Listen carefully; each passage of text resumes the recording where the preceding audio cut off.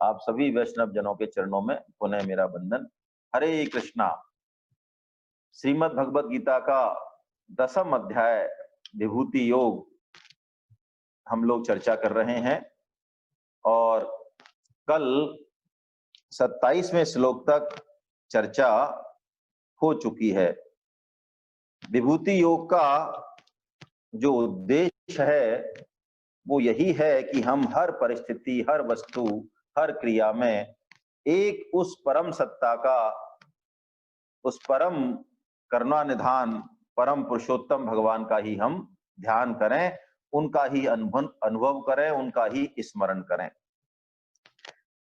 और अर्जुन विभूति योग इसलिए पूछते हैं कि भगवान कहते हैं जो विभूति योग को जानता है यानी मेरे को तत्व से जानता है, वो हमेशा अविकंपेन योगेन, वो हमेशा मेरे ही स्मरण में रहता है, मेरी ही भक्ति में रहता है। तो अर्जुन को ये बड़ा सरल काम लगा कि नया काम तो कुछ करना नहीं है, भगवान की विभूतियां इस जगत में कहां कहां हैं, विशेषता से भगवान कहां कहां प्रकट हैं, ये मैं पूछ लेता हूं। तो जहां भी नजर जाएगी, जिसका भी स्मरण होगा, भगवान का ही स्मरण होगा, तो ये भगवान की भक्ति बहुत आराम से प्राप्त हो जाएगी। ये अर्जुन का मंतव्य है। 27वें श्लोक तक 26वें श्लोक तक हम ले चुके हैं। 27वां श्लोक पहले हम वाचन करते हैं, फिर उस पर हम चर्चा करेंगे, है ना। उच्चैस्रवसमस्वानां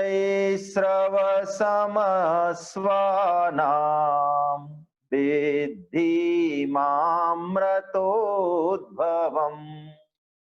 ऐरावतं गजेन्द्राणां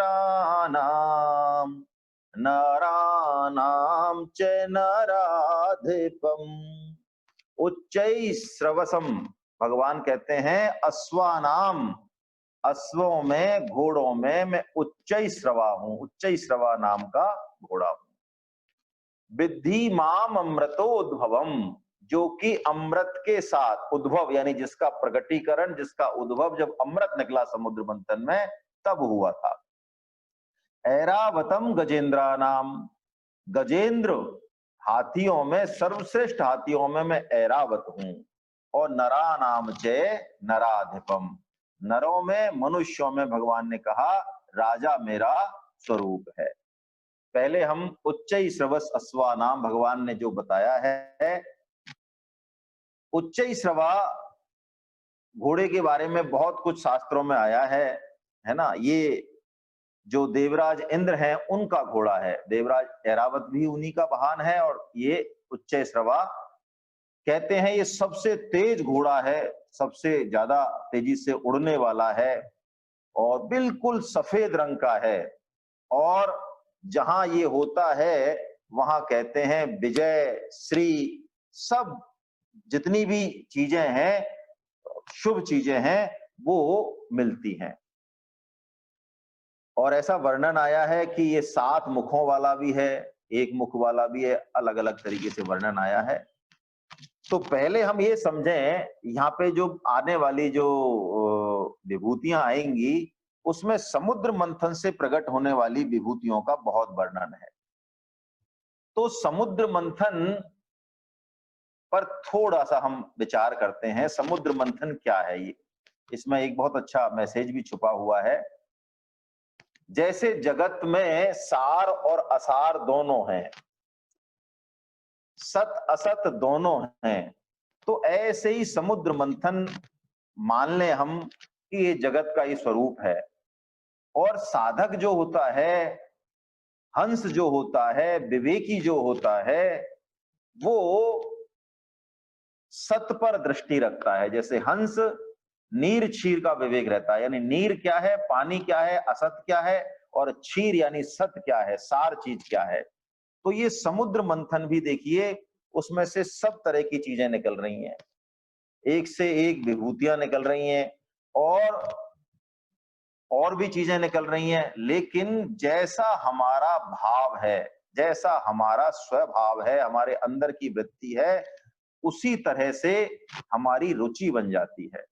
कहा भी है तुलसीदास जी महाराज ने, गुण अवगुण जाने सब कोई, जो तेहि भाव नीक तेहि सोई। जैसा हमारा भाव होता है हमको वही चीज रुचिकर लगने लग जाती है। तो हम अपने स्वभाव को, अपने संग को सुधारें। सबसे पहले समुद्र मंथन में हलाहल विष प्रकट हुआ, है ना। इससे और उसके बाद फिर अमृत पैदा हुआ, उच्च श्रवा घोड़ा पैदा हुआ उसके बाद। तो एक भाव इसमें ये भी आता है कि सत की प्राप्ति यदि करनी है तो असत पहले हटाना पड़ेगा उसको, असत से दृष्टि हटानी पड़ेगी, असत की उपेक्षा करनी पड़ेगी। संसार में समुद्र रूपी भव सागर में जहर भी है, अमृत भी है, सत भी है, असत भी है। हम अपनी दृष्टि ठीक कर लें तो सारी बात बन जाएगी, लेकिन दृष्टि ठीक नहीं होगी, हमारी रुचि ठीक नहीं होगी, इसी संसार में परमात्मा विराजमान होते हुए भी हमको उनकी अनुभूति नहीं होगी। जैसे कि परम श्रद्धेय स्वामी जी महाराज कहते हैं कि चीचड़ जो होता है वो गाय के थन में जाके अमृत बस रहा है, गाय के थनों में भी वो रक्त ही पीता है, दूध नहीं पीता वो, क्योंकि उसकी वृत्ति ही ऐसी है। तुलसीदास जी कहते हैं ऊधो मन माने की बात, दाख चुहारा छाड़ी अमृत फल और विष कीड़ा विष खाद। इस संसार में सब तरह का मिक्स ये ताना बाना है पूरा। हम हमारे ऊपर हमारी दृष्टि को टिकाएं तो समुद्र मंथन हमें यही कला देता है कि इस समुद्र मंथन से सब कुछ निकलता है। सबसे पहले तो हलाहल विष निकलता है, उसके बाद ही अमृत निकलेगा, बिना हलाहल विष के अमृत निकलेगा नहीं। तो कहते हैं 14 रत्न समुद्र मंथन से निकले हैं, 14 रत्न, जिसमें से कि सबसे पहले हलाहल विष जो भगवान शंकर ने पान किया, उसके बाद ये उच्च श्रवा घोड़ा निकला। जो इंद्रलोक का राजा होता है उसी के पास ये घोड़ा होता है। पहले ये इंद्र ने ले लिया था समुद्र मंथन के समय, बाद में जब इंद्र को बलि ने हरा दिया तो बलि के पास चला गया, फिर बलि से फिर इंद्र के पास आ गया, फिर तारकासुर के पास। ऐसे ये जिसका भी देवलोक पे शासन होता है उच्च श्रवा। उच्च श्रवा इसको इसलिए कहा जाता है, कहते हैं इसके कान बहुत ऊंचे हैं, इसका यश बहुत ऊंचा है, जिसके पास ये होता है उसका यश बहुत ज्यादा होता है। तो भगवान कह रहे हैं उच्च श्रवा समस्वानाम विद्धि माम अमृतो उद्भवम। अर्जुन, घोड़ों में मैं उच्च श्रवा नामक श्रेष्ठ घोड़ा हूं, और ऐरावतम गजेंद्रा नाम। गजेंद्र, गजेंद्र अपने आप में ही हाथियों में जो श्रेष्ठ हाथी होता है, सर्वश्रेष्ठ हाथी, उसको गज इंद्र कहते हैं, गजेंद्र। तो ऐसे गजेंद्र हाथियों में भी भगवान कहते हैं मैं ऐरावत हूं। ये भी सफेद रंग के हैं, ऐरावत भी 4 दांतों वाले हैं, अद्भुत हैं ये, है ना। इनकी प्रजाति देवलोक में ही संभव है, यहां मिलती नहीं है। और इसके अलावा और रत्न भी प्रकट हुए, जिनमें से कुछ रत्नों का वर्णन आगे आएगा, हम तभी ले लेंगे, है ना। भगवान कह रहे हैं नरा नाम च नराधिपम। अर्जुन, राजाओं में, जो नरों में मैं राजा हूं, है ना, मनुष्यों में तू मुझे राजा जान। देखिए राजा किसे कहते हैं, शास्त्रों में आया है कि जो रंजन करे, रंजयति इति राजा। रंजन किसका करे, प्रजा का जो रंजन करे, संपूर्ण प्रजा का जो पालन पोषण करे, संरक्षण करे, शासन करे, वो राजा। और राजा को इसके लिए कुछ विशेष अधिकार भी शास्त्रों ने दिए हैं और विशेष जिम्मेदारी भी दी है। एक तो राजा जब बनते हैं तो कहते हैं राजदंड को वो धारण करता है, जो दंड नहीं होता लकड़ी का, तो राजदंड को धारण करता है। और राजा 3 बार ऐसे बोलता है अदंडयो अस्मि, अदंडयो अस्मि, अदंडयो अस्मि, यानी मैं दंड को, यानी शासन को, दंड प्रणाली को लागू करूंगा जनता पर, लेकिन मैं उस दंड प्रणाली से बाहर रहूंगा। कहने का मतलब ये है कि राजा शास्त्रों के अनुसार दंड प्रणाली का पालन करते हुए किसी को मृत्यु दंड भी दे, किसी को और दंड भी दे, तो उसका यदि वो शास्त्रों के अनुसार चल रहा है, प्रजा का रंजन कर रहा है, तो उसके पाप से वो उसका पाप उसको नहीं लगेगा, है ना? उसका पाप उसको नहीं लगेगा। तो संपूर्ण प्रजा का रंजन संरक्षण करने वाले को राजा कहते हैं और राजा को भगवान ने अपनी विभूति बताई है। श्रीमद् भागवतम में एक प्रकरण आता है, हमें पता चलना चाहिए कि जिससे कि राजा की कितनी महत्ता है। समीक ऋषि के पुत्र हुए श्रृंगी ऋषि, जिन्होंने कि परीक्षित जी को श्राप दिया था। आपने सबने कथा ये सुनी है। समीक ऋषि जी अपने आश्रम में बैठे हुए थे, ध्यान में लीन थे। परीक्षित जी महाराज उनके आश्रम में पहुंचे और भूख और प्यास से बहुत बेहाल थे। भूख प्यास से बेहाल थे, कह दें भगवान की लीला थी। उन्होंने ऐसा मानकर कि ये ऋषि हमको आया हुआ जानकर भी हमारा कोई स्वागत सत्कार नहीं कर रहे हैं, वहां एक मरा हुआ सांप था, तलवार की नोक से उठा के उन्होंने समीक ऋषि के गले में उस सांप को डाल दिया और आ गए वो। आ तो गए वो, लेकिन उनको अपने इस कृत्य पर बड़ा पछतावा हो रहा था और वो इसके दंड के लिए तैयार भी हो गए मन में। उन्होंने सोचा कि हमने आज बहुत गलत काम किया है, इसका दंड तो कुछ न कुछ मिलेगा। समीक ऋषि के साथ जो उन्होंने किया, ये बात किसी ने उनके पुत्र को कही, किसी शिष्य ने देखा ये सीन, ये दृश्य देखा। श्रृंगी ऋषि नदी पर थे, उनको उन्होंने कहा कि आपके पिताजी के साथ तो राजा ने, परीक्षित राजा ने ऐसा ऐसा दुर्व्यवहार किया है। तो श्रृंगी ऋषि जी बहुत क्रोध में आ गए और उन्होंने वहीं पे कौशिकी नदी का जल लिया और वज्र, वाणी वज्र छोड़ दिया परीक्षित जी के ऊपर कि आज से 7वें दिन इनको तक्षक डसेंगे। हालांकि देखिए, फिर उसके बाद श्रृंगी ऋषि रोते हुए आते हैं और श्रृंगी ऋषि और समीक ऋषि में जो संवाद है पिता पुत्र का, उससे पता चलता है कि राजा की क्या अहमियत है। समीक ऋषि जी कहते हैं, श्रृंगी ऋषि को बहुत बुरा भला कहते हैं। उन्होंने कहा, तुमने राजा को श्राप दिया, राजा को श्राप देके तुमने बिल्कुल भी अच्छा नहीं किया, आपने धर्म का पालन नहीं किया। क्यों? अरे बेटे, राजा है, दुष्टों से हमारी रक्षा कर रहा है, सीमाओं की रक्षा कर रहा है। राजा का कोई व्यक्तिगत धर्म नहीं होता, वो राजा है तो हम इस आश्रम में कुछ भजन पूजा कर पा रहे हैं, वो राजधर्म निभा रहे हैं, इसलिए हम यहाँ सुरक्षित हैं, बैठ के अध्यात्म का ज्ञान ले रहे हैं, ध्यान समाधि कर पा रहे हैं। तो तुमने ये बिल्कुल अच्छा नहीं किया। और वो अपने पुत्र को बहुत बुरा डांटते भी हैं और भगवान से प्रार्थना करते हैं कि इसको माफ कर दें आप, इन्होंने ये बहुत गलत काम किया है। राजधर्म का पता भगवान श्री राम के चरित्र से भी पता चलता है। भगवान श्री राम राजधर्म के लिए अपने व्यक्तिगत हित, यहाँ तक कि माता सीता जी को भी त्याग देते हैं, है ना? और इसी बात को देख के ये कहा गया है कि पूरी तरह से राजधर्म पे चलने वाला राजा बहुत दुर्लभ है। दुर्लभो वैष्णवी नारी, दुर्लभो मित्र वैष्णवा, और दुर्लभो वैष्णवो राजा, प्रजा भाग्य न लभ्यते। प्रजा के भाग्य से बहुत मुश्किल से वैष्णव राजा हो, और वो भी वैष्णव हो, ऐसा जो है बहुत दुर्लभ होता है। राजा में प्राय रजोगुण आ जाता है ना? क्योंकि राशि ठाट-बाट रहते हैं तो रजोगुण आ जाता है, लेकिन भगवान श्री राम जो है वो राजधर्म को पूरी तरह से निभाते हैं। राजा युग का भी होता है, जैसे अभी हम कहते हैं कलयुग चल रहा है तो कलयुग का भी राजा है। तो कलयुग की भी एक बहुत अच्छी बात है, कलयुग की हमें ज्यादा बुराई नहीं करनी चाहिए, है ना? क्योंकि कलयुग के राजा यदि नाराज हो गए तो बहुत दिक्कत हो जाएगी फिर हमें। कलयुग तो भगवान का ये वचन है शास्त्रों में, सुखदेव जी खुद परीक्षित जी से कहते हैं कि कलयुग का एक बहुत महान गुण है, राजन ही एस्तु एक महान गुना कलयुग का। क्या गुण है?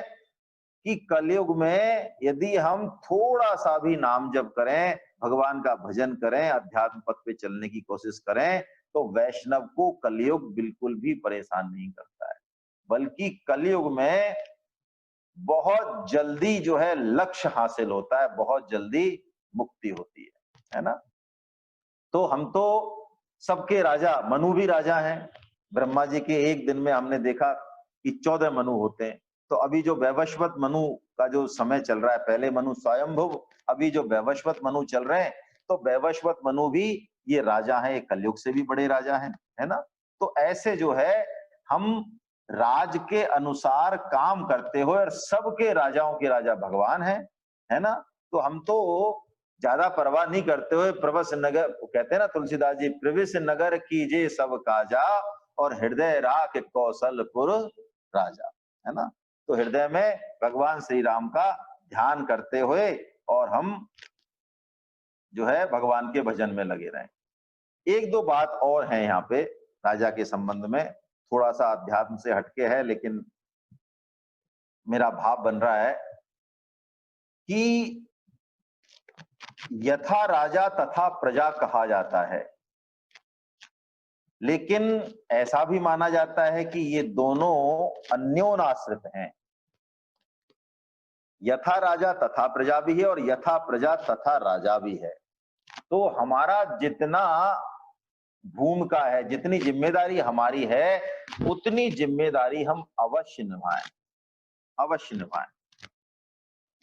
देशभक्ति, देश के समाज के लिए यदि हमारे व्यक्तिगत हितों की थोड़ी बहुत बलि चली जाए तो इसमें कहीं कोई समस्या नहीं है। जहां कोई गलत आचरण हो रहा हो और हम उस अधिकारता में हैं, सक्षम हैं, सामर्थ्य में हैं, तो उसका अवश्यमेव विरोध करें। चाहे हमारे हिंदू धर्म संस्कृति के विरोध में कुछ हो रहा हो, अच्छी बातों का, अच्छे लोगों का समर्थन होना ही चाहिए। यदि नहीं होगा तो फिर दुर्गुण दुराचार का बोलबाला बढ़ेगा और उसका फल, उसका बुरा फल हमको भी भोगना पड़ेगा, हमको भी भोगना पड़ेगा, है ना? तो इस बात के लिए हम थोड़ा-सा अपने मताग्रह से उठकर अच्छी प्रजा बने, अच्छे नागरिक बने, जिससे कि अच्छी प्रजा होगी तो अच्छा राजा आएगा, है ना? तुलसीदास जी तो कहते हैं वैसे कलयुग में अच्छे राजा बहुत कम संभावना है। तुलसीदास जी कहते हैं माली भानु किसान सम नीति निपुण नरपाल।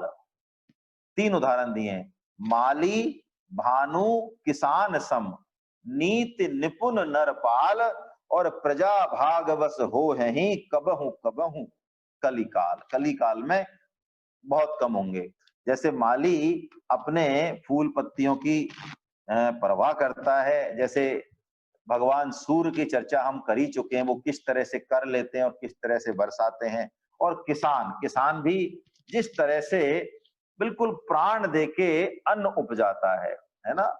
प्रतिकूल से प्रतिकूल परिस्थिति में अपने शरीर की परवाह नहीं करते हुए और अन्न उपजाता है, तो ऐसे राजा जो प्रजा को बिल्कुल अपने स्वजन की तरह मानते हुए पालन करें, ऐसे राजा कलयुग में बहुत कम होंगे। लेकिन भगवान कह रहे हैं कि मैं राजाओं में, वो मनुष्यों में मैं राजा हूं, यानी राजा भी भगवान की विभूति है ना? एक बार क्या क्या हुआ, नारद जी को तो इस बात का, नारद जी तो आदि गुरु है ना, कि नराणाम च नराधिपम। तो एक बार हिरण्यकशिपु जी मिले नारद जी को, बीना बजाते हुए जा रहे थे। वो तो भगवान का गुणगान करते हैं हमेशा। तो हिरण्यकशिपु जी मिले, तो हिरण्यकशिपु जी तो ढूंढते रहते थे कि कोई मेरे से लड़े, मेरे से भिड़े। तो नारद जी को डांटा उन्होंने बुरी तरीके से, कहाँ जा रहे हो नारद, और तुम्हारे हाथ में क्या है और तुम क्या बोल रहे हो? तो नारद जी को ये ख्याल आ गया कि अभी इनसे उलझेंगे तो क्या मतलब है, और ये तो राजा है इस समय इस लोक के। तो उन्होंने कहा महाराज, हम तो ये वीणा है, किस लिए है? यशोगान करने के लिए। किसका? अरे आपके अलावा और किसका यशोगान करेंगे हम? आप राजा हो, तीनों मालिक हो लोगों के। तो उन्होंने कहा बहुत बढ़िया है, फिर करते रहिए आप। तो ऐसे कह के उन्होंने अपना जो है वहां से विरोध से बचे वो थोड़ा। तो अब हम अगला श्लोक वाचन करते हैं, 28वां श्लोक है ना? आयुधानामहं वज्रं धेनूनामस्मि कामधुक् प्रजनश्चास्मि कंदर्प सर्पानामस्मि वासुकी। आयुधा नाम अहम वज्रम, भगवान कहते हैं आयुधों में यानी अस्त्र और शस्त्र में मैं वज्र हूं। धेनु नाम अस्मि कामधुक, धेनु यानी गायों में मैं कामधेनु गाय हूं। प्रजनश्च अस्मि कंदर्पा, प्रजनम यानी शास्त्रोक्त रीति से संतान की उत्पत्ति हेतु जो वृत्ति है उसमें मैं कामदेव हूं।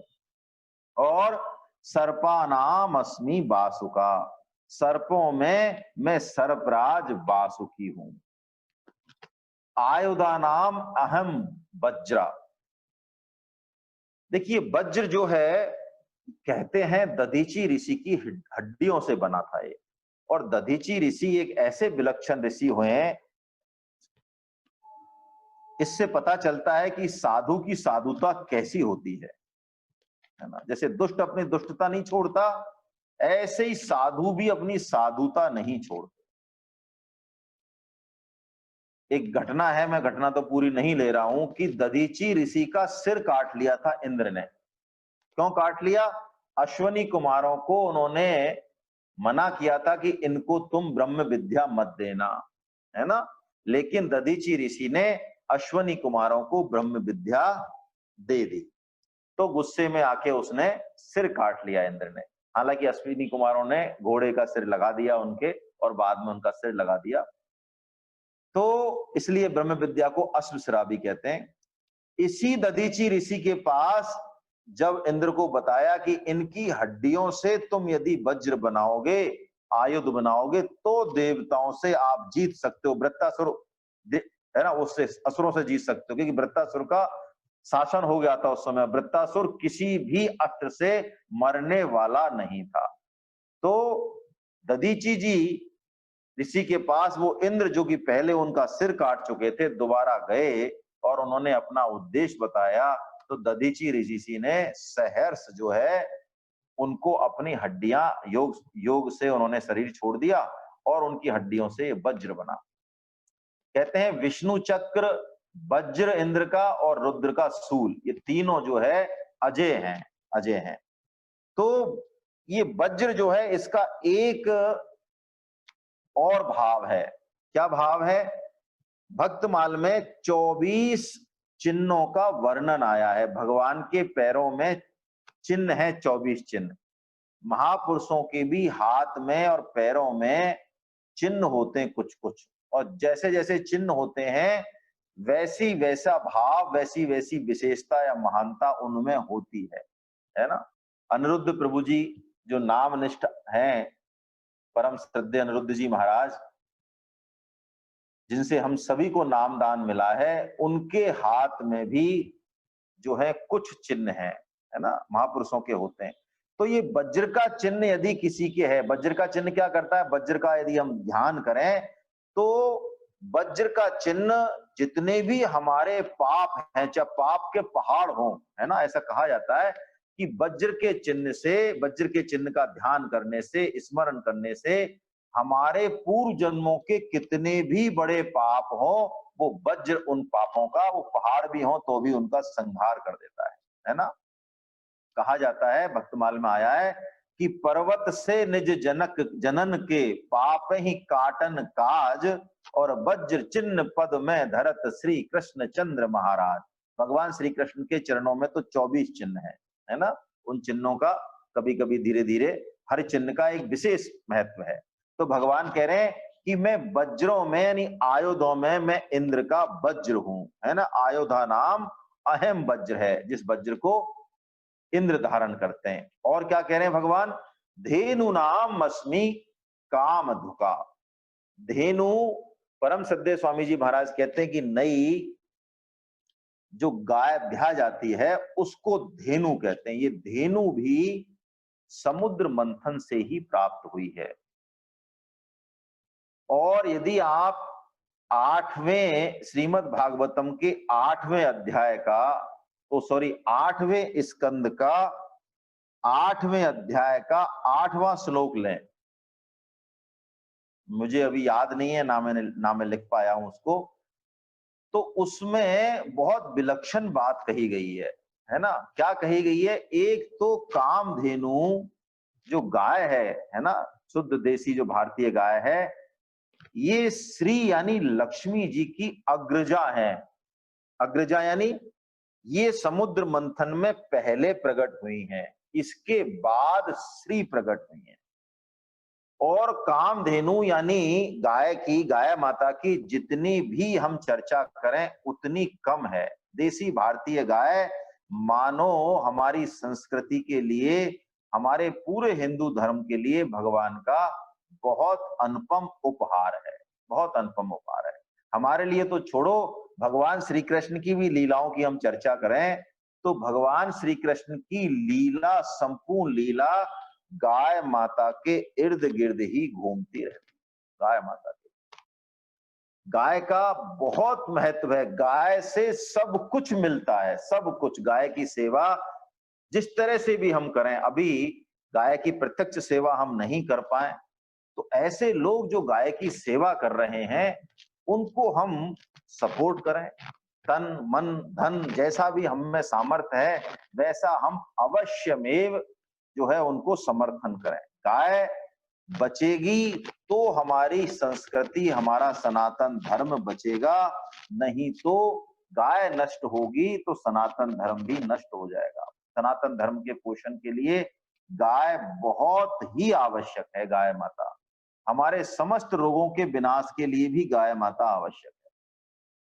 हमारी चर्चा हो चुकी है एक बार, शायद मैंने आपको निवेदन किया, मैं दोबारा आपको निवेदन करता हूं कि राजीव दीक्षित जी जो कि स्वदेशी और बहुत बड़े विद्वान हैं, आईआईटीएन रहे हैं, उनकी हत्या कर दी गई दुर्भाग्य से। राजीव दीक्षित जी ने स्वतः 3 से 4 महीने में ये प्रयोग किया। उन्होंने गाय को संखिया खिलाया जो कि जहर है अपने आप में। संखिया खिलाया और उन्होंने उसके मूत्र की, मल की और दूध की रोज लेबोरेटरी में जांच करते हुए। बड़ा आश्चर्य होता उन सभी को कि संखिया खाते हुए भी गाय के मल में, मूत्र में, ना दूध में जहर का एक अंश भी नहीं मिलता। आखिर वो जहर जा खा रहा है। बहुत विलक्षण प्राणी। देखिए, गाय पशु नहीं है, बहुत विलक्षण है ये। हर चीज इसकी काम में आती है। बताइए, मल, गाय का मल पवित्र है, वेद कहते हैं, श्रुति कहती है। गाय का मूत्र पवित्र है, पवित्र ही नहीं, बहुत सारी बीमारियों से। ये हमारा दुर्भाग्य है कि हम पूरी तरह से नहीं रिसर्च कर पाते हैं, है ना? और मुझे तो एक बहुत विलक्षण बात सुनने को मिली, मैं आज आपके माध्यम से ये कहना चाहूं, प्रत्यक्ष बात मिली। बाड़मेर में विदेशी, एक बहुत बड़े विदेशी आए और वो कुछ अपने साथ मशीन भी लेके आए और उन्होंने वहां के लोकल किसी दलाल को पकड़ा। क्यों पकड़ा? कि मुझे शुद्ध देसी भारतीय गाय चाहिए, वर्ण संकर नहीं, जर्सी नहीं, शुद्ध देसी की। और उसके पास कुछ मशीनें थी जिससे कि वो पता लगा लेता था कि इसकी नस्ल जो है वो शुद्ध आ रही है या जर्सी आ गई है। जर्सी वो नहीं लेता था, टेस्टिंग करते थे वो। मुझे किसी बहुत बड़े अधिकारी ने बताया कि हम कितने मूर्ख हैं। वो व्यक्ति महीनों रह के और उसने बहुत सारी गायें खरीदी और किस कीमत पे खरीदी? जो वास्तविक कीमत है उससे दुगनी कीमत पे। उसके बाद वो समुद्र यात्रा से उनको अपने देश में ले गया। आश्चर्य देखकर।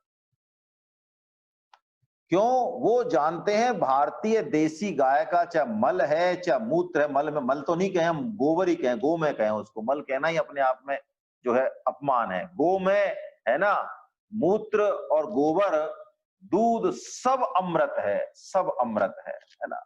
हमारे आर्य समाज में विभिन्न देवी देवताओं की पूजा की जाती है जिसमें गाय की भी पूजा की जाती है ना?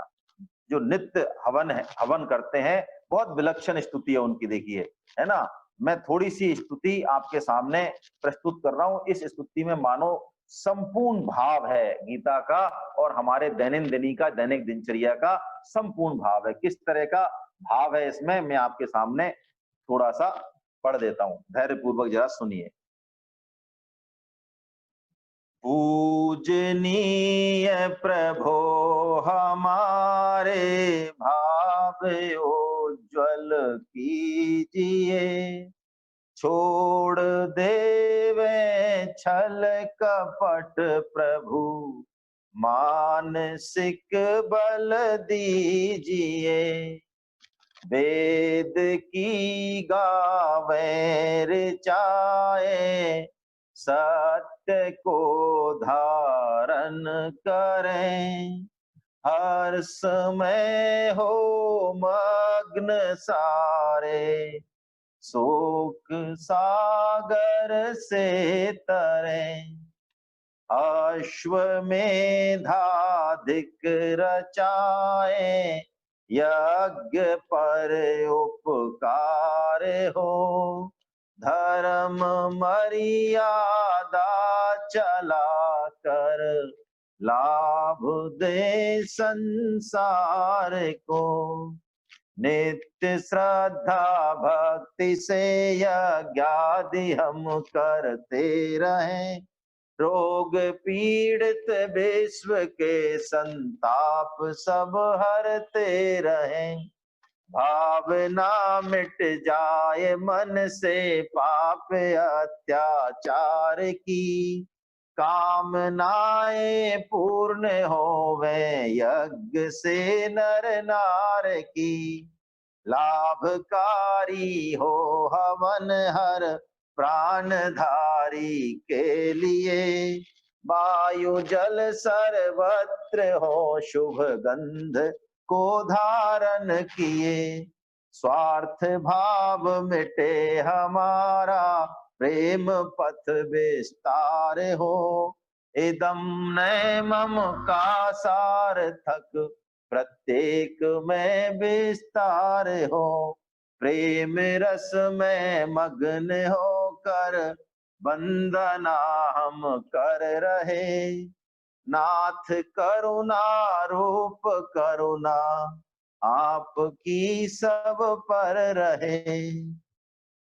ब्रह्मन स्वराष्ट्र में हो, दुज ब्रह्म तेज धारी, क्षत्रिय महारथी हो, अरिदल विनाशकारी। हो वे दुधारु गोए, पशु अश्व आशुवाही, आधार राष्ट्र की हो, नारी सुभग सदा ही। देखिए, मैंने ये पूरी प्रार्थना बोली, आपको ये लग सकता है कि आपने इतना समय क्यों लिया। कई बार भगवत गीता में निष्कामता निष्कामता निष्कामता की चर्चा करते करते जो असली निष्कामता है वो तो हमारे जीवन में शायद नहीं आए, लेकिन ऊट पटांग निष्कामता पे हम जरूर पहुंच जाते हैं। मैंने कई साधकों के मुंह से सुनता भी हूं, मैं चर्चा होती है, अरे इसकी क्या परवाह करनी है, निष्काम हो जाओ। हमारा राष्ट्र, हमारा देश, हमारा परिवार, जो उसकी आवश्यकताएं हैं, जिस बुद्धि और ज्ञान से परमात्म तत्व का अनुभव होगा, उसके लिए हम क्यों नहीं उद्यम करें, उसके लिए क्यों नहीं भगवान से हम मांगे। भगवान से मांगना, दूसरों के हित के लिए मांगना और जो आवश्यकता है उसके लिए मांगना बिल्कुल कामना नहीं है। क्या रोटी पानी के बिना हम रह सकते हैं? क्या घर के बिना? बहुत बेसिक बेसिक चीजें हैं। हमारे वेद, ये जो प्रार्थना है, ये हमें निष्कामता की असली परिभाषा सिखाती है।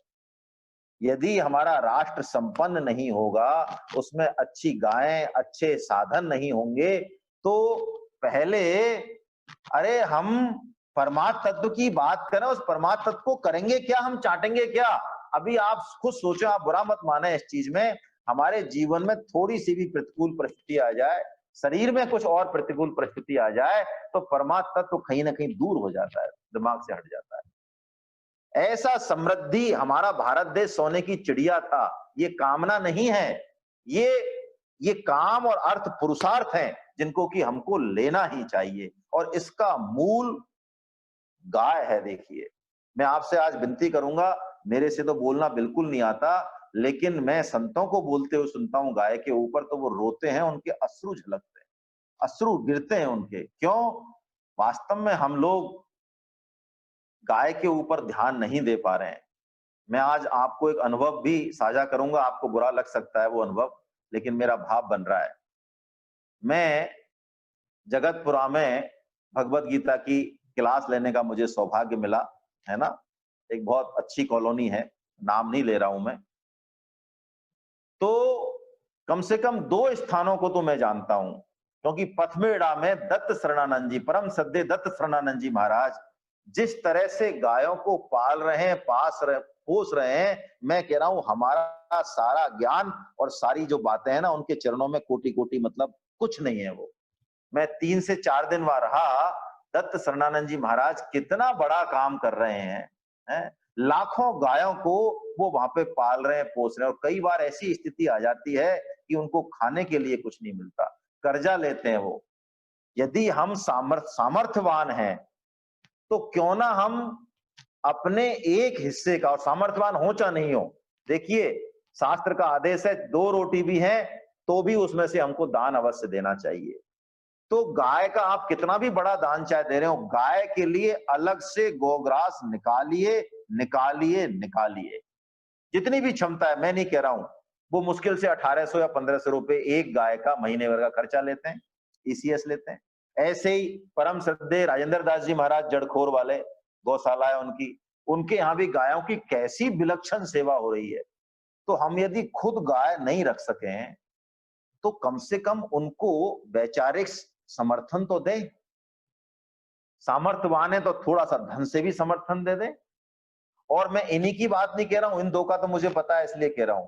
कोई जरूरत नहीं है आप इनको नहीं देना चाहें। आपके अड़ोस पड़ोस में 2-4-10 किलोमीटर में यदि कोई गाय, कोई गौशाला चल रही है, तो कृपया उसको भी विजिट करें, आप देखें उसको, और वहां क्या जरूरत है, पैसा मत दें, क्या जरूरत है वहां, चारे की है, पानी की है, शेल्टर है, आवास गृह चाहिए, क्या चाहिए, आप चालू करें वो काम, कहें भैया चालू कीजिए, हम पैसा लगाएंगे। जब तक ये काम हम नहीं करते हैं अपनी सामर्थ्य के अनुसार, कोरे ज्ञान से कोई फायदा नहीं। और मुझे बड़ा दुख हुआ, आज मैं कहना चाहता हूं, क्योंकि मैंने इसके बाद कभी कहा नहीं। वहां करीब 35 से 40 लोग थे और मेरे ख्याल से सभी सामर्थ्यवान थे, लेकिन मैंने उनको फॉर्म दिए और उन्होंने सबने यस किया। उसके बाद भी मात्र एक साधक, जिन्होंने मुझे आगे होके उन्होंने वो सेवा दी कि नहीं साहब हमारा आप चेक लीजिए, और आप ना फॉर्म भर दिया हमने। बाकी किसी ने जो है मुझे पलट के जवाब नहीं दिया।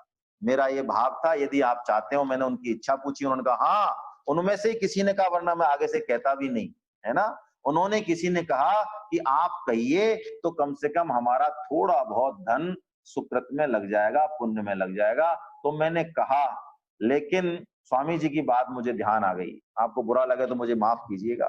स्वामी जी ने कहते हैं मैंने जिंदगी में कभी किसी से ना तो खुद ने मांगा, ना किसी दूसरे के लिए भी नहीं मांगा। क्यों नहीं मांगा? स्वामी जी कहते हैं कि धन में हमारे प्राण बसते हैं, तो मैं प्राण लेने का अपराध नहीं कर सकता। लेकिन मैं तो आपसे निवेदन यही करता हूं, आज ज्यादा बात करेंगे तो फिर बात इधर-उधर निकल जाएगी। गौ के लिए जो भी सेवा आपसे बनती है, अवश्यमेव कीजिए, अवश्यमेव, है ना? तन से करें, मन से करें, चाहे धन से करें, लेकिन जर्सी के लिए बिल्कुल ना करें। देखिए लोग इसमें बहुत, इसमें विरोध है। हम एक बार फुलेरा गए, राजेंद्र दास जी महाराज, परम सद्य राजेंद्र दास जी महाराज की कथा हो रही थी वहां। उनसे अच्छा सत्संग भी मिला। जब उनको पता चला भगवत गीता की क्लास होती है, इस तरह सत्संग होता है, तो बहुत प्रसन्न हुए वो, बहुत प्रसन्न हुए। आधा घंटा दिया उन्होंने, जबकि बहुत बिजी थे। इतने प्रसन्न हुए, और स्वामी जी का नाम सुनते तो इतने प्रसन्न हो गए, वो बहुत प्रसन्न हो गए। उन्होंने एक बहुत विलक्षण बात की घोषणा की, हमने कथा भी सुनी। देखिए आप सोचिए, संत जो है कोई काम करते हैं, सदगुरु काम करते हैं, कितना बड़ा मैसेज देते हैं उसके पीछे। उन्होंने वो जो कथा की थी, वो एक गौशाला में की थी, और गौशाला के लोगों ने कथा की थी। उन्होंने कुछ भी नहीं लिया था। उनका खर्चा 50 लाख से ज्यादा होता है, लेकिन कुछ भी नहीं लिया उन्होंने, 1 रुपया भी। और वो गौशाला के जो मालिक थे, जो ट्रस्टी थे, वो बड़े दुखी हो रहे थे। किस लिए दुखी हो रहे थे? कि राजेंद्र दास जी महाराज ने उस गौशाला का दूध लेने से इनकार कर दिया। आप कहेंगे क्यों कर दिया? उन्होंने पूछा, उस गौशाला में करीब शायद 2000 गाय हैं। उन्होंने कहा इन गायों में क्या जर्सी गाय है? उन्होंने कहा हाँ महाराज, कुछ जर्सी गाय हैं, ज्यादा नहीं है, 50 एक जर्सी गाय हैं। तो उन्होंने कहा फिर आप हमें क्षमा करें, हम इस गौशाला का दूध जो है ग्रहण नहीं कर पाएंगे, हम तो शुद्ध देसी। तो उन्होंने कहा आपको तो हम शुद्ध भारतीय देसी गाय का ही दूध देंगे, जर्सी गाय का तो देंगे ही नहीं। उन्होंने कहा नहीं, हमारा ये नियम बना रखा है कि गौशाला में यदि एक भी गाय जर्सी हुई, हम उस गौशाला का दूध ग्रहण नहीं करेंगे। अब आप बताइए, हमें भी अटपटा लगा कि ये तो बहुत जटिल है, लेकिन जर्सी गाय का दूध वस्तुतः दूध नहीं है, उससे तो हम सुअर का दूध पी लें वो ज्यादा बढ़िया है। मत पिए दूध, यदि नहीं मिल रहा है, पॉसिबल नहीं है, संभव नहीं है, आप कहेंगे तो नहीं पिए, नहीं पिए। वो दूध स्नायु तंत्र में कालांतर में जाके, सालों में जाके बहुत ज्यादा परेशानी पैदा करने वाला है। तो देसी गाय का दूध चाहे 100 रुपए किलो मिले, 150 रुपए किलो मिले, अवश्य लें, देसी गाय का ही दूध लें और अपना समर्थन भी देसी गाय को ही दें, जर्सी गाय को अपना समर्थन नहीं दें, है ना। देसी गाय की हर चीज, सब चीज हमारी कामना पूर्ति करने वाले, और हमारी तो छोड़े, संपूर्ण देवताओं की, और भगवान श्री कृष्ण भी जब पूतना से भगवान ने पूतना वध किया तो वो अपवित्र माने गए। बड़ी अच्छी कथा है। तो आप देख लें श्रीमद् भागवतम में भगवान की शुद्धि भी कैसे की गई, कैसे की गई। आप पूरी कथा पढ़ेंगे तो आपको बड़ा आनंद आएगा। भगवान को आईसीयू में ले जाया गया, आईसीयू मतलब गौशाला में ले जाया गया, बाकायदा मूत्र से स्नान कराया गया, गाय की पूंछ से झड़ा दिया गया, सारे टोटके किए, सारा इंतजाम किया, तब भगवान को पवित्र माना गया कि अब जो पूतना की जो अला बला है ना, वो सब जो है वो चली गई है। तो ऐसी, आज थोड़ा सा मैंने गाय पे ज्यादा बोला है, लेकिन ये जरूरत है समय की, आप कृपया इसको धैर्य धारण करें। देसी गाय की सेवा हम लोग अवश्य करें, भगवान उसको अपनी विभूति बता रहे हैं। भगवान कह रहे हैं धेनु नाम अस्मि काम भुका। और एक बात और विश्वास रख लें, गाय की सेवा यदि करेंगे तो नुकसान में नहीं रहेंगे। ये दत्त शरणानंद जी महाराज का भी कहना है, सद्य राजेंद्र दास जी महाराज, बहुत सारे संत हैं जिनके श्रीमुख से मैंने सुना है। यहां तक सुना है कि गाय उधार नहीं रखती, गाय को हम जितना देंगे उससे कई गुना होके हमारे पास आएगा। इसलिए ये तो कोई कैलकुलेशन करना ही छोड़ दें, बस अपना कर्तव्य पालन अवश्यमेव करें, अवश्यमेव करें, है ना। वैज्ञानिकों के लिए बड़ा आश्चर्यजनक है आज भी हमारी देसी गाय, आज भी, कि वास्तव में ये जो गोबर गो में बताया है, इसको पवित्र क्यों माना श्रुतियों ने। जब उनकी खोज की, हमने तो खोज नहीं की, हमारे तो ऋषियों ने लिख दिया। जब विदेशी उनकी लेबोरेटरीज में खोज की तो उन्होंने कहा ये तो जीवाणुनाशक, रोगनाशक गौमय में और गोबर में, और इतने ऐसी चीजें कैसे हैं, आज भी इसका रहस्य वैज्ञानिकों को नहीं पता चला है, नहीं पता चला है ना। तो भगवान कहते हैं गाय उनकी ही विभूति है। और क्या कह रहे हैं, ऐरावतम गजे, सॉरी, प्रजनश्चास्मि कंदर्पा, प्रजनश्चास्मि, प्रजनन, देखिए बहुत विलक्षण बात है यहाँ पे भगवान की, है ना। और ये भी, इसको भी थोड़ा खोलने की जरूरत है। हम भी प्राय काम के प्रति एक पूर्वाग्रह रखते हैं, साधक नहीं है तो भी और साधक है तो भी, लेकिन हम इस बात को बहुत अच्छे से समझें आज कि भगवान ने काम को 4 पुरुषार्थों में एक पुरुषार्थ बताया। ऐसी क्या विलक्षणता है काम में। अपना रूप भी बताया भगवान ने, अपन ने शायद 7.8, मुझे याद नहीं है, 7.11 है शायद, हाँ 7.11 श्लोक, जिसमें भगवान कहते हैं धर्मो वृद्धो भूतेषु कामो अश्मि भरतर्षभा। अर्जुन, धर्म के अविरुद्ध यानी शास्त्र के अनुसार जो काम है वो साक्षात मैं ही हूं। ओहो, भगवान का रूप है काम, हाँ भगवान का रूप है। तो यहाँ पे भगवान कह रहे हैं प्रजनश्च अस्मि काम, प्रजनश्च अस्मि कंदर्पा, प्रजनन तीन शब्द हैं इसमें, देखिए प्र, ज और अनन। प्र यानी पुनः, प्र यानी प्र उपसर्ग लग गया, अज यानी अजन्मा, और अनन यानी बार बार, यानी जो अज अविनाशी है उसका जन्म हो रहा है। किसके द्वारा? इस वृत्ति के द्वारा, इस काम के द्वारा। किस लिए जन्म हो रहा है? जिससे कि जो कि वो अज अविनाशी है वो अपने आत्म स्वरूप को प्राप्त कर ले। यानी काम जो है वो उसको वो अवसर दे रहा है उस जीवात्मा को, जिससे कि वो अपने वास्तविक स्वरूप को प्राप्त कर ले। बताइए, आत्मा का प्रकटीकरण काम के द्वारा हो रहा है, इसलिए इसको प्रजनन कहा, है ना। काम क्या है? सामान्य परिभाषा तो काम यह है कि मन की वो वृत्ति जो पांच इंद्रियों के विषयों से, पांच इंद्रियों के माध्यम से व्यक्त हो, वो काम कहलाए। लेकिन यहां भगवान ने कहा प्रजनश्च अस्मि कंदर्पा। अर्जुन, प्रजनन में मैं कामदेव हूं, कंदर्प हूं। कामदेव को मदन भी कहा जाता है ना। इसीलिए देखिए हमारे यहाँ गर्भाधान संस्कार भी बनाया गया 16 संस्कारों में। यानी हमारे यहाँ इस काम को कोई ऐश करने लायक या ऐसा कोई सुख सुविधा भोग का विषय नहीं है। काम से हमारे ऋषि मुनियों को ये बहुत अच्छे से पता है कि एक आत्मा जो कि भटक रही है जन्मों से, उसको इस काम के द्वारा अवसर दिया जाए कि वो उस लक्ष्य को प्राप्त कर ले। और इसलिए आप देखेंगे श्रीमद् भागवतम में देख लें, वेदों में देख लें, पुराणों में देख लें, हर जगह विवाह संस्कार, विवाह से पहले तप की आज्ञा है। यानी उस काम क्रिया को इस भाव से हम कर सकें, इससे पहले तप बहुत जरूरी है। करदम देवहूति का प्रसंग यदि आप उठाएंगे तो करदम ऋषि जी सूख कर कांटा हो गए, है ना। और किसके लिए तप किया उन्होंने?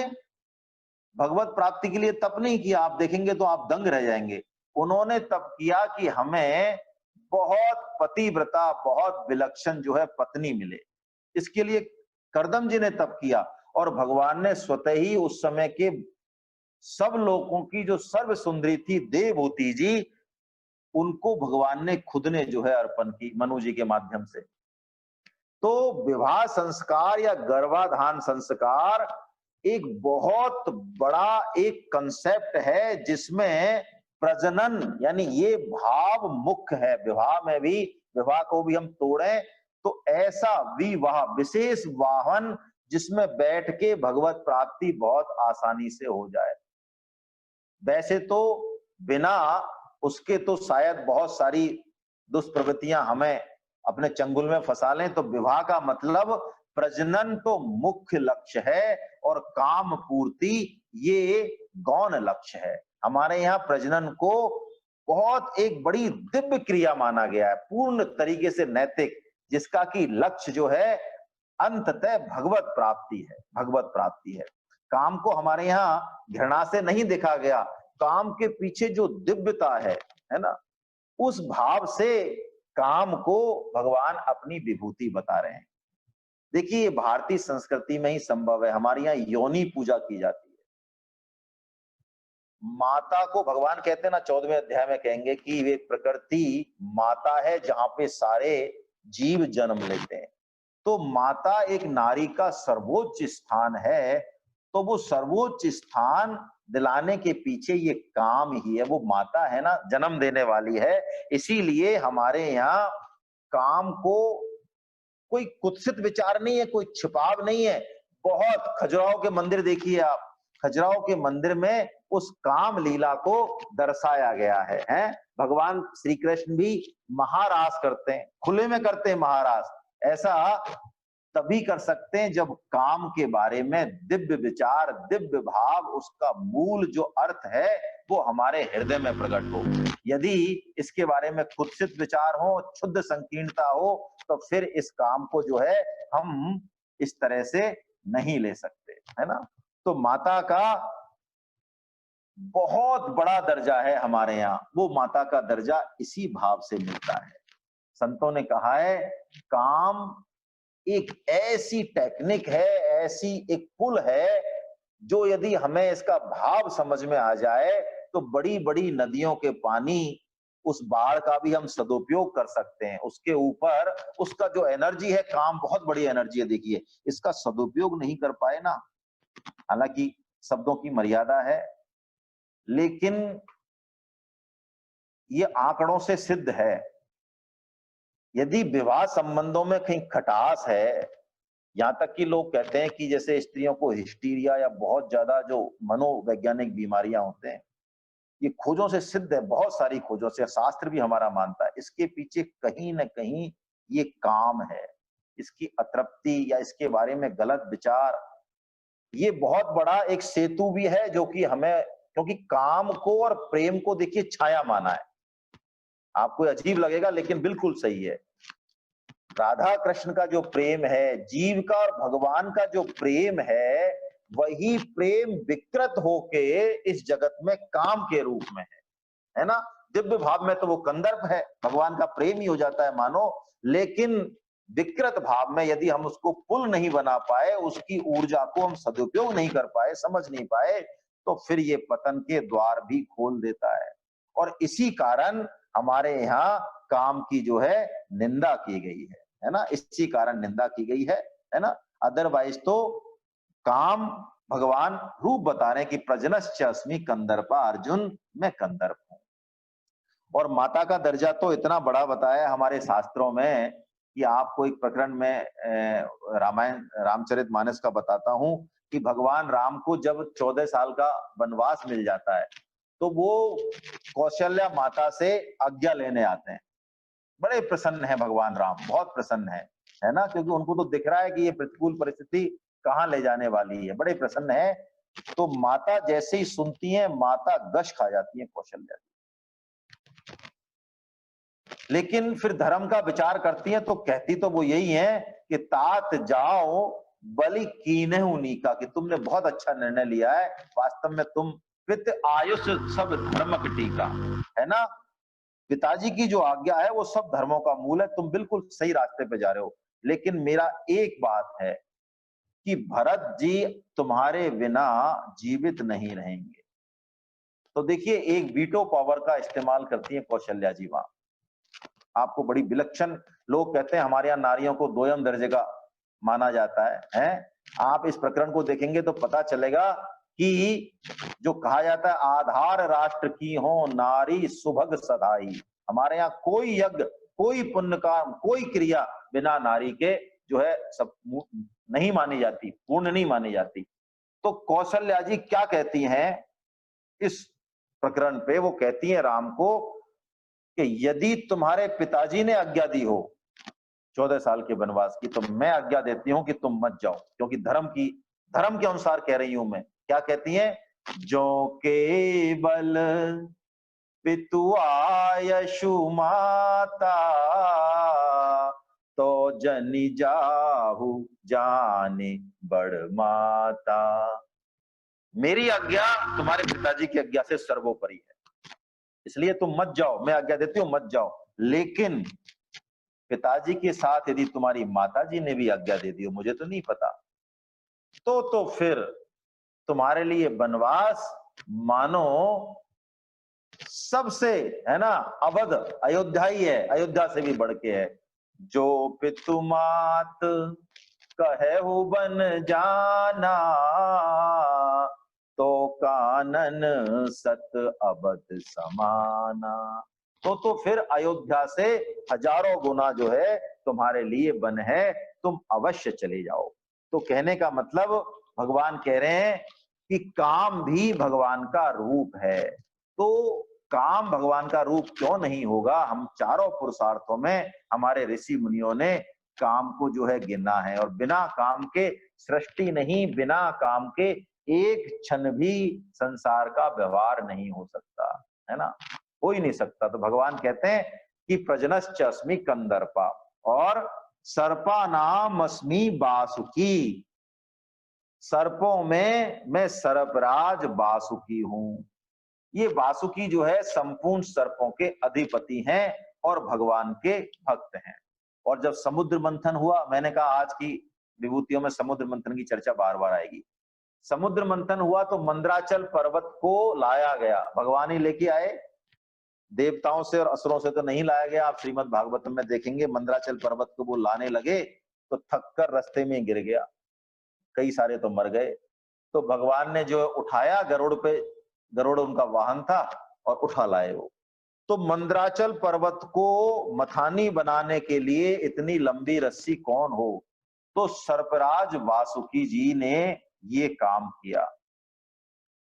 और एक विलक्षण भाव यहां निकलता है, ये सर्पराज वासुकी भगवान शंकर की अंगुली में लिपटे हुए हैं, यानी अंगूठी जैसे दिखते हैं। भगवान शिव की अंगुली में तो ये अंगूठे जैसे दिखते रहते हैं, इतने छोटे हैं। और मंदराचल के पर्वत की जब मथानी बनाई तो जो है ये इतने बड़े हो गए। तो संत कहते हैं कि सर्पराज वासुकी को देख के, सर्प को देख के हमें भगवान की विभूति याद आ जानी चाहिए। क्यों? कि भगवान भी तो यही है, गीता में भी आया है, उपनिषदों में आया, वेदों में आया, अनोरणीयान महतो मैयान, बड़े से बड़े और छोटे से छोटे। तो सर्पराज वासुकी भी ऐसे ही हो जाते हैं। तो सर्पराज वासुकी भी भगवान की विभूति है। कह रहे हैं भगवान मैं सर्पों में वासुकी हूं। 29वां श्लोक हम ले रहे हैं, वाचन करते हैं। अनन्तश्चास्मि नागानां वरुणो यादसामहम् पितॄणामर्यमा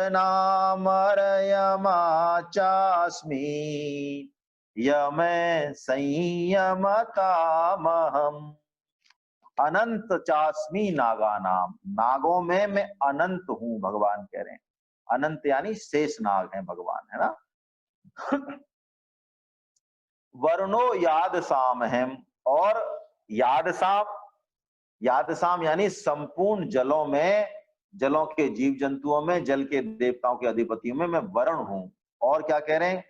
पितृणाम अर्यमा चास्मि, पितृणाम पितरों में, पितरों में मैं अर्यमा नाम, पितृ भी एक योनि है ना, जो मरने के बाद जिस योनि में जाते हैं, यदि मुक्ति नहीं होती है तो पितर भी बनते हैं। तो पितरों में अर्यमा हूं और यमे संयमताम हम, यमों में यानी संयम करने वालों में, शासन करने वालों में मैं यमराज हूं। हम देख लेते हैं इसको जल्दी जल्दी। आप लोग अपने प्रश्न जो हैं वो कृपया इंडिकेशन दे दें मुझे, उस हिसाब से मैं बोलूंगा। आपके इंडिकेशन कोई प्रश्न नहीं होंगे तो मैं थोड़ा बढ़ा के बोलूंगा, प्रश्न होंगे तो शॉर्ट में दे दूंगा। चलिए, अनंतश्चास्मि नागानाम। देखिए नाग में और सर्प में क्या फर्क रहता है। स्वामी जी महाराज ने बताया कि सर्प पृथ्वी पे रहता है, नाग जल में रहते हैं। एक दो और फर्क भी हैं। सर्प प्राय एक फन के होते हैं, लेकिन नाग जो है कई फनों के हो सकते हैं। जैसे भगवान जिनको बता रहे हैं कि मैं अनंत हूं, ये अनंत कौन है? ये वही शेष नाग हैं जो कि भगवान का ही रूप है। सृष्टि के बाद जो बचते हैं, जब सृष्टि का प्रलय हो जाता है तो ये शेष जो बचते हैं वही शेष नाग हैं। और सृष्टि के समय भी संपूर्ण ब्रह्मांड, इनके 1000 मुख हैं। इनके बहुत बढ़िया, ये भगवान नारायण ही है साक्षात, इनके बारे में कुछ चीजें चर्चा करते हैं। 1000 मुख हैं इनके और 2000 इनकी जिह्वाएं हैं। नाग है ना, 1000 मुखों में किसी एक फन पर ये संपूर्ण ब्रह्मांड ऐसे विराजता है जैसे कि सरसों का दाना। अब आप सोचिए, बुद्धि से परे की बात है। जो बुद्धि में नहीं आता उसको हम फर्जी भी मान सकते हैं, है ना। बुद्धिमान लोगों का, हम लोगों का ऐसा ही होता है कि बुद्धि में कोई बात यदि नहीं आए, घुसे नहीं, तो हम कहते हैं सब कपोल कल्पना है ना। लेकिन शास्त्र की बात कपोल कल्पना नहीं होती है। संपूर्ण ब्रह्मांड उनके सिर पर सरसों के दाने की तरह रहता है। वो पृथ्वी को टिकाए हुए हैं। तुलसीदास जी वर्णन कर रहे हैं, ब्रह्मांड भुवन विराज जाके, एक सिर जिमि रज कनी, रज के बराबर, सरसों के दाने के बराबर। जो सहस शीस अशीस अहीस महीधर, लखन सचराचर धनी। ये लखन जो है ना, लक्ष्मण जी, ये भगवान शेषनाग ही हैं। अलग अलग युगों में ये अलग अलग नाम से ये भगवान शेषनाग अवतार लेते हैं, लेते अवश्य हैं। भगवान इनके बिना अवतार लेते ही नहीं। भगवान जब आते हैं तो ये शेषनाग, ये संकर्षण भगवान, एक ही बात है। चतुर्व्यूह में ये संकर्षण है, भगवान संकर्षण है। ये शेषनाग अनंत भगवान के साथ ही आते हैं। जैसे त्रेता में लक्ष्मण के रूप में आ गए, द्वापर में बलराम जी के रूप में आ गए, और कलयुग में, हाँ कलयुग में भी इनका अवतार हो चुका है। ये श्री संप्रदाय के जो जनक हैं श्री रामानुजाचार्य जी महाराज, है ना। इनका चरित्र शायद हमने लिया था। श्री रामानुजाचार्य जी करुणा अवतार हैं। आपको ध्यान हो, मैं थोड़ा सा याद दिला देता हूं बस। रामानुजाचार्य जी के जो गुरुदेव थे, उन्होंने उनको अष्टाक्षर मंत्र दिया और कहा कि इसको यदि जप करोगे 7 दिन और 7 रात्रि में तुमको भगवान संकर्षण यानी अनंत जी के दर्शन हो जाएंगे, साक्षात नारायण के दर्शन हो जाएंगे। और ऐसा ही हुआ, उनको तो 3 दिन में ही हो गए। उन्होंने कहा ये तो बहुत विलक्षण है। उन्होंने कहा इसको बता मत देना किसी को, नहीं घोर रौरव नरकों में जाओगे। उन्होंने बताने की तो क्या चले, जैसे ही उनको दर्शन हुए रात्रि में, उनसे रहा नहीं गया, तो मंदिर के शिखर पर खड़े हो गए आधी रात को और वहां से चिल्लाए, सुनो सुनो सुनो, यदि मेरी आवाज पहुंच रही है तो आओ आओ, मैं तुमको आत्म कल्याण की बात बताता हूं, है ना। कहते हैं 72 लोग आ गए उस समय। 72 लोगों को रामानुजाचार्य जी जो अनंत के अवतार हैं, उन्होंने वो मंत्र दिया। भक्तमाल में लिखते हैं नाभाजी महाराज, हमने ये चरित्र लिया है, 2 लाइन बोल देता हूं बस, है ना, क्षमा करें मुझे। गोपुर है आरूढ़ उच्च स्वर मंत्र उच्चार्यो। गोपुर मंदिर का बिल्कुल जो ऊपरी भाग है। गोपुर भय आरूढ़ उच्च स्वर मंत्र उच्चार्यो, सूते नर पर जाग 72 श्रवणन धार्यो। वो 72, ओहो, आत्म कल्याण हो गया उनका। ये 72 श्री संप्रदाय में बहुत विशेष, ये सभी योगी राज हैं। तो इनके आगे संप्रदाय चले हैं बाद में। तो रामानुजाचार्य जी तो भगवान के ये नित्य परकर हैं, है ना। और अभी जब आप श्रीमद् भागवतम में देखेंगे तो इलाव्रत वर्ष, अच्छा चलिए, मेरी आवाज कम आ रही है ऐसा मुझे मैसेज आया है। मैं और तेज बोलता हूं, क्या चक्कर पड़ा है मुझे नहीं पता। इलाव्रत व्रत जो है वर्ष है हमारे से, भारत वर्ष है ना। ऐसे इलावत वर्ष में कि ये इलावत वर्ष के ये अधीश्वर देव हैं भगवान अनंत, और भगवान शंकर इनके पुजारी हैं। चलिए, है ना। हमेशा इनकी एक बात और बता देता हूं, ये हमेशा भगवान नाम जप करते रहते हैं, हमेशा भगवान नाम जप करते रहते हैं। इतने प्रेमी हैं कि 2000 जिह्वाओं से लगातार नाम लेते हैं। इतनी तेजी से, इतने प्रेम से नाम लेते हैं कि लार आ जाती है तो उस लार को भी पहुंचते नहीं है ये।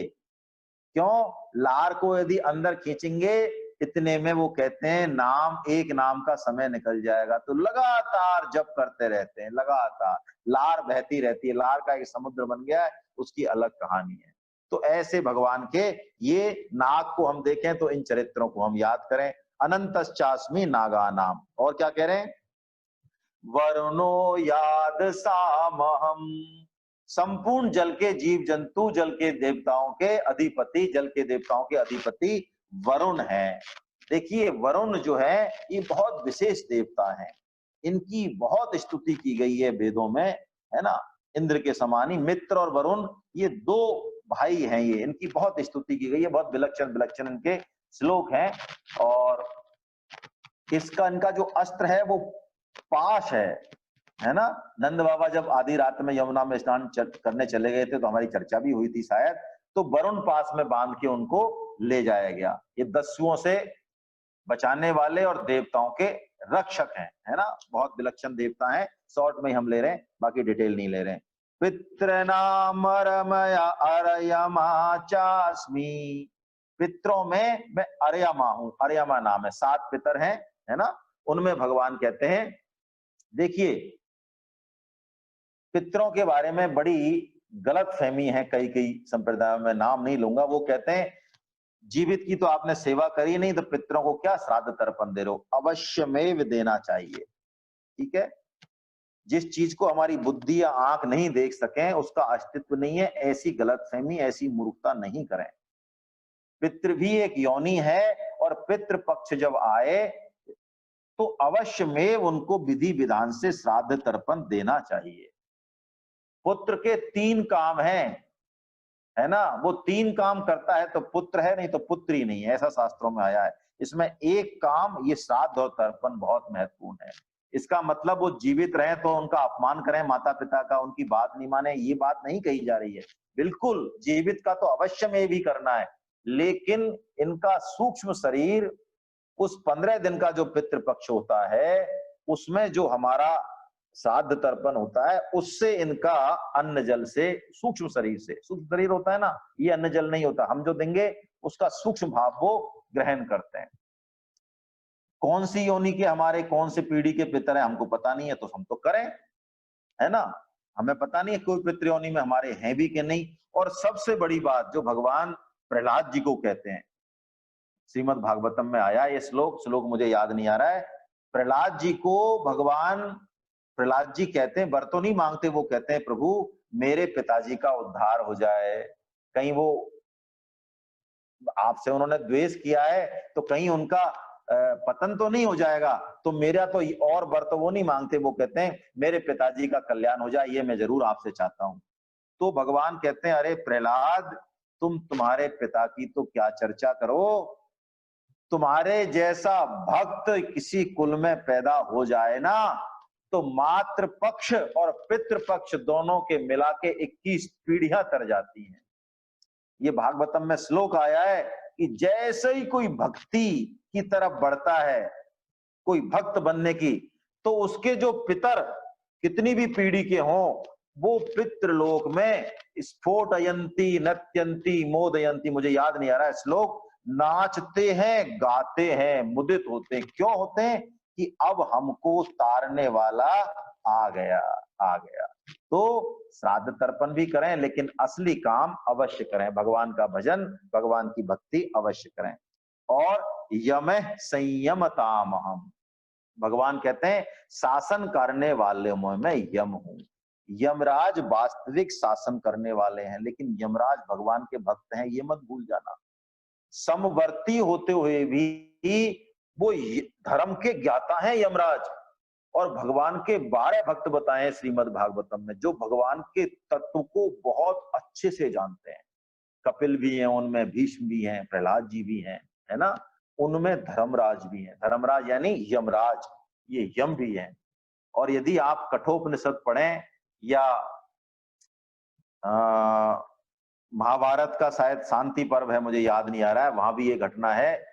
नचिकेता यमराज एक संवाद है, बहुत विलक्षण संवाद है वो, उससे पता चलता है कि यमराज हैं कौन, कैसा उनका ज्ञान है। या फिर श्रीमद् भागवतम में जो अजामिल प्रसंग है वहां पढ़े आप, अजामिल को यमदूत लेने आते हैं, विष्णुदूत उनको पीट कर भगा देते हैं, तो यमदूत यमराज से कहते हैं हम तो मानते हैं कि आप ही इस संसार के मालिक हैं, आपसे भी ऊपर कोई है क्या? वो विष्णु के दूत कह रहे थे, वो हमको मारपीट के भगा दिया। तो यमराज, जो यम के दूतों का और यमराज का जो संवाद है वो भी बहुत विलक्षण है, बहुत विलक्षण है। इन दोनों संवादों से हमें ये पता चलता है कि यमराज भगवान के वास्तविक भक्त हैं और धर्म के तत्व को बहुत अच्छे से समझते हैं, है ना। नचिकेता यमराज जी के यहाँ जाते हैं, 3 दिन 3 रात्रि वो रहते हैं, यमराज होते नहीं है, तो 3 वर मांगते हैं वो उनसे, प्रसन्न होके उनके उससे बचने के लिए कहते हैं 3 वर मांगो। तो इन 3 वरों में जो तीसरा वर है उसमें आत्म कल्याण रूपी ज्ञान, आत्मज्ञान रूपी वो अमृत जो है यमराज जी ने नचिकेता को दिया है। कठोपनिषद में भी है ये और महाभारत में भी है ये, है ना। महाभारत में भी इसमें वर्णन है। कभी और इसमें इसका ले लेंगे। आज मेरे ख्याल से समय हो गया है, तो कितना समय हो गया मैं जरा देखता हूँ 1 सेकंड। हाँ, समय पूरा हो चुका है, ठीक है ना। तो भगवान कहते हैं कि मैं शासन करने वालों में मैं यम हूँ, यमराज हूँ। यम या यमराज एक ही बात है। हरे कृष्णा, हरे कृष्णा, हरे कृष्णा। मेरे ख्याल से किसी के प्रश्न तो मुझे लग नहीं रहे। मैं देखता हूं किसी का प्रश्न है क्या, किसी ने हाथ खड़ा किया है क्या, मुझे नहीं समझ में आ रहा है। किसी का नहीं है शायद।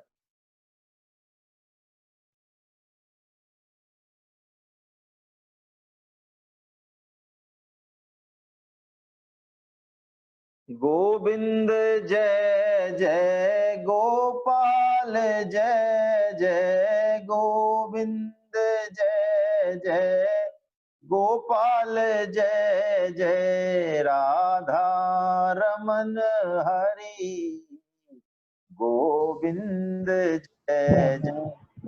राधा रमन हरि गोविंद जय जय गोविंद जय गोपाल, जय जय गोविंद जय जय गोपाल, जय जय राधा रमन हरि जय जय।